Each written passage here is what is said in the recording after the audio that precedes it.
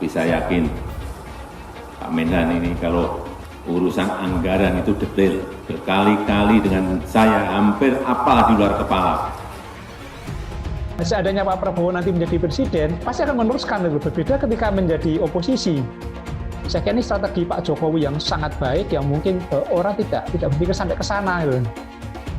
Ini belum rampung, ya. Silahkan siapapun pemimpinnya yang akan datang, mau tidak mau harus kita giring untuk masuk. Ini memang agenda besar, pekerjaan besar, tapi tidak langsung bisa dinikmati langsung. Itu akan kelihatan 10, 15, atau 20 tahun yang akan datang. Tidak sekarang. Saya melihat kasus Jiwasraya, dan bukan kerja saya sendiri, bersama Kejaksaan, bersama Kemenkyu, ya, bahwa memang Jiwasraya ini merupakan kasus yang luar biasa besar, lebih besar dari 1MDB Malaysia. Kan kalau dilihat, apalagi kalau digabungin dengan Asabri, banyak kasus korupsi juga yang sudah terkena dan sudah dipenjara, ya. Tapi kan kita ini empatinya mana? Ngelihat orang-orang ini pensiunan, ya, yang mereka mengharapkan ketika mereka pensiun terus dapat uang, tiba-tiba hilang. Ternyata sahamnya goreng-goreng-goreng, di ujung hilang. Gini, kan kalau kita diberi amanah, tentu kita hasil kerjanya juga mesti nyata. Terutama apa? Ya membantu masyarakat atau pihak-pihak yang tidak diberikan fairness atau keadilan. Bahwa ada yang namanya lahan-lahan industri, kawasan industri, itu memerlukan listrik, coba. Datanya nggak nyambung. Cuman pada saat ini memang cukup berat karena PLN sendiri kan dengan adanya COVID ini juga kebutuhan listrik drop banyak. Kalau di negara maju mana ada gratis-gratis listrik. Terus gue mesti lakuin apa? Ada penolakan dari serikat pekerja macam-macam gitu loh. Mau demo besar? Alaku alamu. Apa kata dunia? Lalu tiba-tiba ada seorang pejabat, dia angkat tangan, dia ngomong begini. Mohon maaf, itu bukan urusannya Komut. Ini langsung dengan Menteri BUMN. Begitu dia ngomong seperti itu, saya senyum aja. Saya cuma bilang sama dirut yang lain, sekali lagi kalian lakukan seperti ini, saya akan ngajukan mundurkan diri atau pecat kalian. Jadi senyum aja. Saya begitu keluar ketemu dia berdua, gue bilang sama dia, lu sekali lagi kayak gitu gue pecat tuh. Saya kalau dia nggak laksanakan, saya akan sampaikan. Kalau Anda nggak kerjakan sekali lagi, mohon maaf, saya akan usul pecat Anda. Saya kalah, dikalahkan pun saya tidak peduli. Yang penting saya telah mengajarkan tentang kebenaran. Jadi kalau ada yang lebih baik dari saya, jangan pilih saya. Kalau kamu mengerti tentang kebenaran dan keadilan dan kejujuran. Padahal dia minoritas. Dia mulai tahu pertama kafir, kedua goblok. Kitab Bible Kristen itu bohong. Saya bukan mengatakan Bible Kristen fiksi. Bible Kristen itu palsu. Karena di salib itu ada jin kafir. Karena di salib itu ada jin kafir. Karena di salib itu ada jin kafir. Haleluya. Ya, untuk mengalihkan perhatian kita dari para penista agama. Kamu anak Tuhan dari mana? Kalau Yesus anak Tuhan, pilihannya siapa? Kemudian na'udzubillah min dzalik. Anda pilih orang kafir, berarti Anda telah menyerahkan urusan umat Islam ke tangan orang kafir. Seandainya Pak Jokowi ada di sini, tanya sama Pak Jokowi.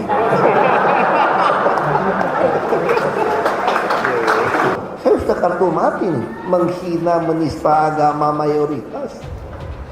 Game over saya sudah.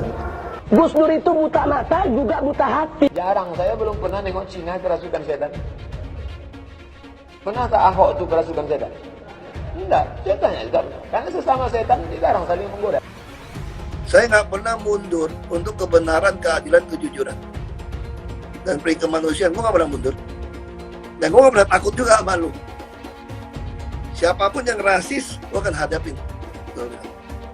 Karena rasis itu tidak berperi kemanusiaan. Sama saya ditanya dulu kan, kamu nyesel nggak statement kamu di Pulau Seribu sehingga mesti masuk penjara? Tidak pernah nyesel, karena saya mengatakan kebenaran. Saya keluar, mereka masuk. Jadi waktu di dalam saya selalu tenang. Kenapa? Saya nunggu keluar. Pembenci saya sedang nunggu masuk. Hai teman-teman, saya mau memperlihatkan transaksi saya hari ini lakukan trading di eToro. Ini bukti transaksi saya untung $4.500 US, itu sekitar 68 juta rupiah. Semua keuntungan bisa saya dapatkan dengan fasilitas copy trading di eToro. Kalau saya bisa, kalian juga bisa guys. Oke, itu yang mau saya tunjukkan. Like video ini sekarang juga dan gunakan link di kolom deskripsi, maka kalian berhak dapatkan $50 sebagai bonus kalian. Promo ini ada masa waktunya guys. Jadi jangan ketinggalan. Bukan cuma itu saja guys, kalian juga bisa menikmati trading global tanpa komisi yang belum difasilitasi oleh broker lokal atau lainnya. Selamat menonton guys, enjoy! Hai semua, dengan saya Jonas Leong. Terima kasih banyak buat kalian penonton setia yang selalu menonton di channel ini. Saya secara personal sangat menghargai waktu kalian. Dan saya sudah menganggap kalian sebagai family karena kalian selalu support di channel ini. Bagi kalian yang selalu menuliskan opini kalian di kolom komen, saya baca komen kalian satu persatu. Saya baca komen kalian untuk mengetahui opini kalian, tanggapan kalian, dan masukan kalian sangat berguna untuk video selanjutnya. Terima kasih banyak buat kalian yang selalu menekan tombol like di awal video. Video seperti ini membutuhkan waktu dan juga research. Dan ini semua gratis untuk kalian. Jadi pastikan kalian menekan tombol like-nya supaya saya mengetahui kalian menyukai konten yang saya bagikan. Buat kalian yang ingin mencoba bermain saham, silahkan tekan link di kolom deskripsi. Thank you.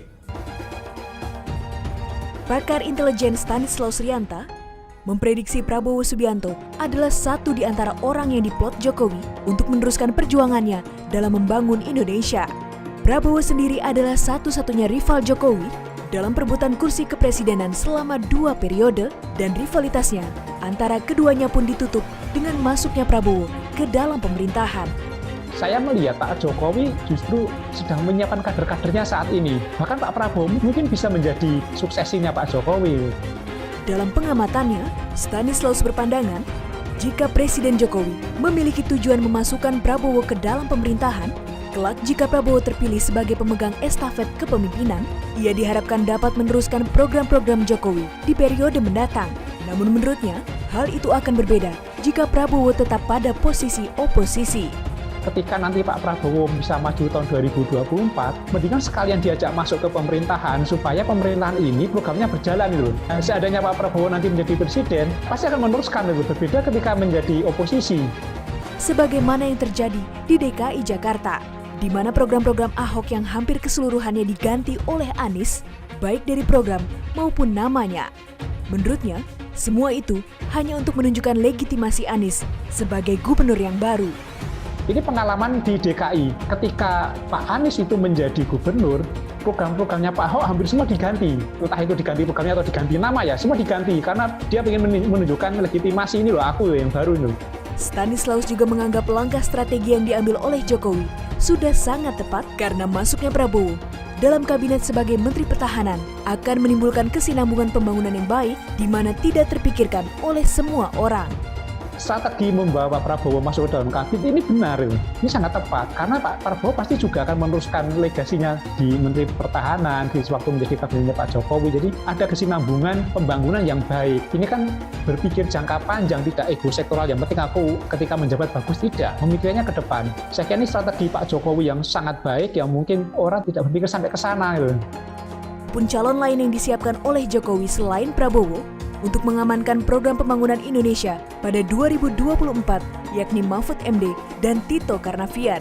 Sedangkan dari unsur kepala daerah, ada Gubernur Jawa Tengah Ganjar Pranowo.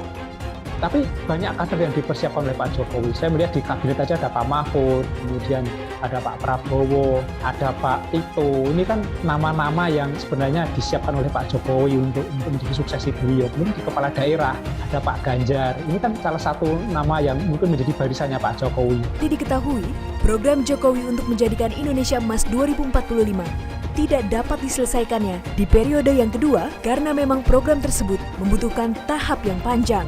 Di dalam masa pemerintahannya sekarang ini, Presiden Jokowi fokus terhadap tahap dasarnya saja, yakni pembangunan infrastruktur dan pengembangan sumber daya manusia, sedangkan pada tahap selanjutnya, pengembangan inovasi dan teknologi kemungkinan akan dilanjutkan oleh pemimpin selanjutnya.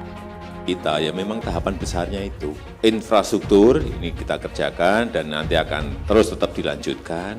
Kemudian kita akan masuk ke agenda besar yang kedua, ini yang lebih sulit menurut saya, pembangunan sumber daya manusia. Dua hal besar ini akan menjadi sebuah fondasi kokoh bagi kita untuk menuju ke Indonesia Emas 2045. Ya begini, ini semua kan masih teori, masih wacana. Tetapi apa yang saya sampaikan pada saat itu, kebetulan ada video conference dengan para pengusaha, saya sampaikan bahwa dengan daya beli masyarakat akan makin tinggi, ya, berarti pada saat itu kan kita dalam kategori negara maju. Nah, karena itu ketika tidak ada lagi subsidi hal seperti itu, mungkin saja BUMN sudah tidak ada pada hari ini, atau mungkin beberapa tahun ke depan. Sebagai orang swasta sebelumnya, ya kadang-kadang kan kita ada persepsi, wah BUMN ini nggak bagus begini. Tetapi kita mesti lihat dari sisi bagusnya. Kenapa? Ternyata BUMN itu sepertiga dari kekuatan ekonomi Indonesia itu perputarannya dari BUMN. Dan hal yang juga positif saya lihat, di mana ketika harus 4% itu dari keuntungan kita itu menjadi CSR. Bahkan sekarang kalau nggak salah ada di revisi itu sekarang mesti masuk ke dalam, bahkan bukan profit tetapi emang sebagai modal daripada kerjanya sendiri. Perusahaan swasta mana yang punya komitmen 4% harus jadi CSR? Juga banyak sekali kan memang public service daripada BUMN itu benar-benar terjangkaunya sampai bawah. Sebut aja misalnya, kita bicara mengenai kereta api. Itu kan masih ada dalam tanda kutip sebenarnya PSO-nya, dalam arti supaya tiketnya nggak mahal. Nah, atau kita bicara kemarin misalnya infrastruktur UKM, restrukturisasi UKM. Nah, bagaimana BRI ya bersama Himbara tanggal 31 Mei kemarin sudah 384 triliun yang direstrukturisasi, termasuk UKM dan menengah. Nah itu sendiri kan impact supaya tidak jadi ketat daripada pendanaan di UKM sendiri. Nah hal-hal ini yang poinnya saya ya BUMN sangat terasa, terutama pada saat-saat seperti ini, ataupun ada bencana alam, ataupun ketika membantu yang rakyat bawah, ya itu sangat terasa. Dan ini yang saya rasa poinnya saya di situ bukan berarti mau privatisasi, mau dijual-jual. Kalau saya cuma melihat ketika daya beli menaik, kemungkinan itu tidak ada. Kalau di negara maju mana ada gratis-gratis listrik. Karena itu kemarin sendiri kan apa yang terjadi di perubahan di PLN sendiri, ada 4 poin yang saya minta mereka lakukan. Struktur daripada direksi sendiri jangan seakan-akan karena ini monopoli, tidak ada lagi yang namanya tidak pernah ada, bukan tidak pernah ada yang namanya direktur pemasaran. Kalau mau pasang listrik sini, kan nggak bisa begitu. Salah satu yang menggelitik ketika saya rapat dengan kepala BKPM dan direksi Telkom. Ketika Telkom ketika PLN bilang, oh ini listrik, ini begini-begini, tetapi mereka tidak pernah melihat bahwa ada yang namanya lahan-lahan industri, kawasan industri, itu memerlukan listrik coba. Datanya nggak nyambung. Nah karena itu kemarin kita rapat direksi PLN dan kepala BKM dan saya, ini loh, ternyata kawasan industri ini perlu listrik. Selama ini tidak pernah terpantau. Nah hal-hal ini yang kita coba sinergikan. Lalu kemarin juga kenapa kita menandatangan kerjasama dengan Microsoft, salah satunya supaya ada yang namanya digitalization. Kita berharap ada yang namanya smart meter ke depan. Ya, supaya semuanya fair, terukur. Yang kaya harus membayar, yang menengah membayar, tetapi yang memang kategori ke bawah ini jangan juga akal-akalan, mohon maaf. Misalnya kita nih pengusaha kos-kosan. Ya, mungkin tempat kos-kosannya perlu listrik 4.000. Lalu meterannya dibagi 900. Ini juga smart procurement. Ya, kita bisa mengantisipasi ya mana peralatan yang akan jatuh tempo untuk benar-benar ada overhaul.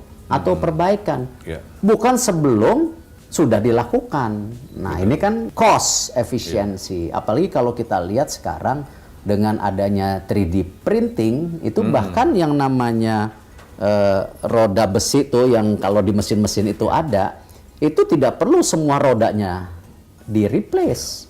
Sekarang dengan 3D printing itu, yang paku-paku itunya itu bisa dibuat 3D printing, jadi buletan rodanya tetap produk lama, tapi gerigi-gerigi tajamnya itu udah bisa pakai 3D printing, lebih efisien. Nah, itu salah satu yang kita harapkan procurement, supaya kenapa capex daripada PLN sendiri jangan terus meningkat, akhirnya kita tidak bisa deteksi. Benar nggak diperlukan efisiensi itu? Nah, yang lainnya juga kan yang dinamakan smart grid, jadi supaya aliran listriknya ini bisa benar-benar terkontrol. Jangan-jangan di satu titik ini kelebihan, di titik lain kekurangan. Nah, ini kan mesti ada mekanisme yang, nah ini yang kita coba push. Nah, kita harapkan dengan hal ini ya transformasi yang ada di PLN pun bisa terjadi. Nah, cuman pada saat ini memang cukup berat karena PLN sendiri kan dengan adanya COVID ini juga kebutuhan listrik drop banyak.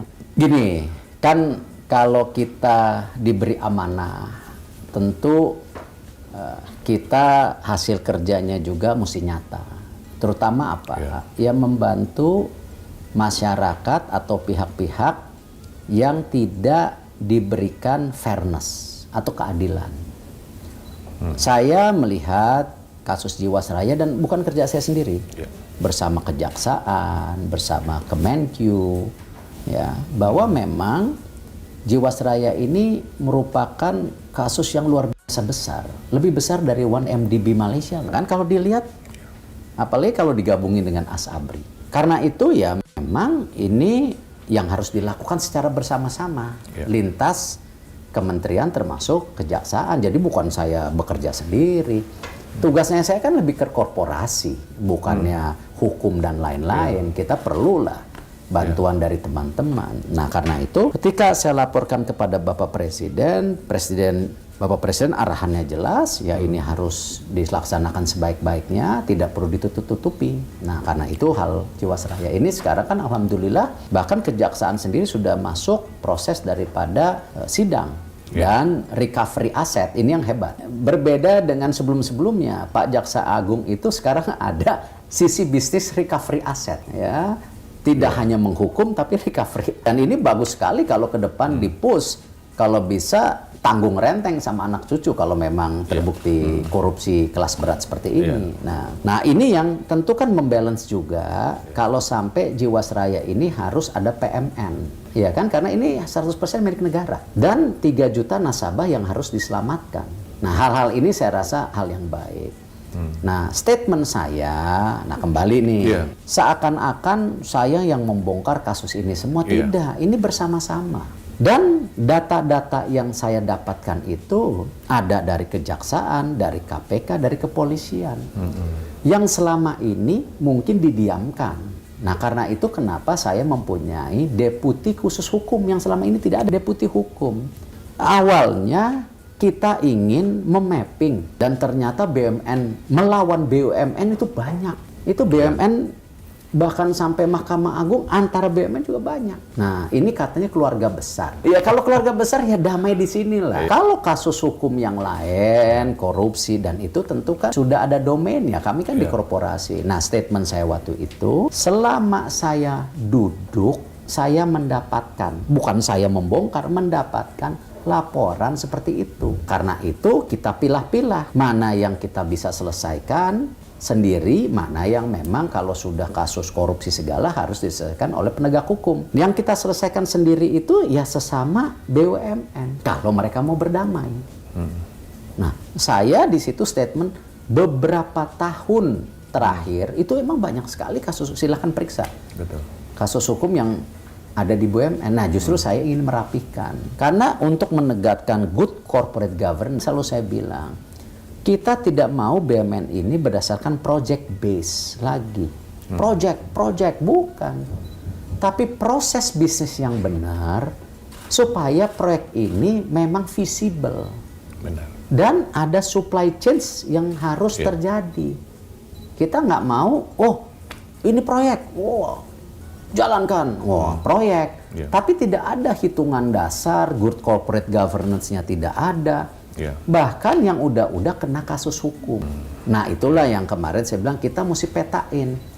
Mana yang pure bisnis, mana yang memang seperti pupuk sangat melayani masyarakat, dan ada yang 50-50 seperti BRI. Tapi semuanya ini berdasarkan proses bisnis yang benar, bukan sekedar proyek base. Betul. Kalau proyek base saya takuti akhirnya banyak yang mangkrak. Bulan Maret yang 200 juta ke bawah kan kita, yang jatuh tempo kita sudah bayar tuh 70 miliar kalau nggak salah. Nah, untuk yang prosesnya itu kurang lebih kita harapkan bisa 1 triliunan ya di tahun ini kita lagi coba. Tapi ini kan semua masih B2B, business to business antara kami. Nah, recovery aset itu sangat dibutuhkan, tapi kan tidak bisa langsung ke kami. Kan mungkin masuk ke negara dulu, baru negara bisa menyetorkan tadi penambahan modalnya, karena memang 100% ini milik negara. Karena itu sebenarnya kita juga sedang merapihkan dana pensiun yang ada di BUMN. Banyak kasus korupsi juga yang sudah terkena dan sudah dipenjara. Ya. Tapi kan kita ini empatinya mana? Ngelihat orang-orang ini pensiunan, ya, yang mereka mengharapkan ketika mereka pensiun terus dapat uang tiba-tiba hilang. Sejauh itu dulu. Tetapi yang kita mau begini. Saya coba kasih pengertian kepada tentu dana pensiun yang ada di BUMN. Ayo kita sama-sama. Ya, dana pensiun itu kan mestinya aman. Lebih baik beri surat utang negara, deposito, atau infrastruktur jangka panjang yang IRR-nya sudah di atas 7%. Tapi jangan seakan-akan, oh kita beli perusahaan, oh kita beli saham. Ternyata sahamnya goreng-goreng-goreng, di ujung hilang. Atau sekedar mengejar return di atas 18%. Ya ini beda, kalau individu kita mau lakukan itu ya uangnya kita. Itu haknya kita dan resikonya kita. Tapi kalau uang orang nggak bisa lah. Itu kan kita mesti tanggung jawab. Dan makanya ke depan kenapa kita mesti sinergikan, bahkan gabungkan tadi dengan rule of the game hanya 3 itu. Yang aman, nggak bisa kayak sekarang puter sana puter sini gitu. Makasih banyak buat kalian yang nggak skip dan nonton video ini sampai habis. Saya secara personal sangat menghargai waktu kalian. Makasih banyak buat kalian yang sudah tekan tombol subscribe, dan makasih banyak buat kalian yang sudah tekan tombol loncengnya. Jangan lupa bagikan informasi ini ke teman atau family Anda. Mungkin teman atau family Anda membutuhkan investasi ini.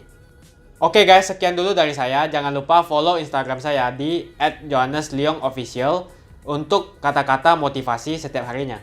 Bagi kalian yang termotivasi nonton video ini, ayo like video ini dan subscribe di channel ini. Dan buat kalian yang sudah subscribe di channel ini, jangan lupa tekan tombol loncengnya supaya kalian mendapatkan notifikasi setiap kali saya upload video.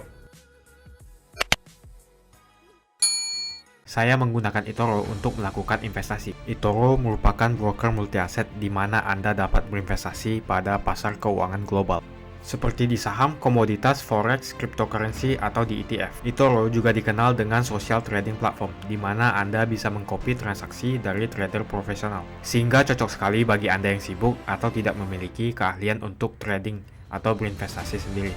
Misalnya Dave menggunakan eToro untuk menduplikasi aktivitas trading Steve. Jika Steve untung, maka Dave juga untung. Mau untung seperti Steve? Gunakan copy trade hanya di eToro. Pastikan gunakan link di kolom deskripsi untuk mendapatkan bonus. Kalian masih nonton? Johannes Leong akan bagikan banyak sekali hadiah. Ada banyak sekali iPhone, aku siap bagikan dan setiap hari akan ada pemenangnya. Aku mau sebanyak mungkin kalian dapatkan hadiah ini. Caranya cuma satu aja, kalian tinggal melakukan 2 kali klik.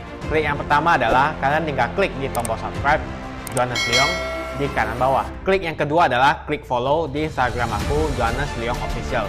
Jadi kalau kamu dapat hadiah dari aku akan DM kamu langsung pakai akun aku.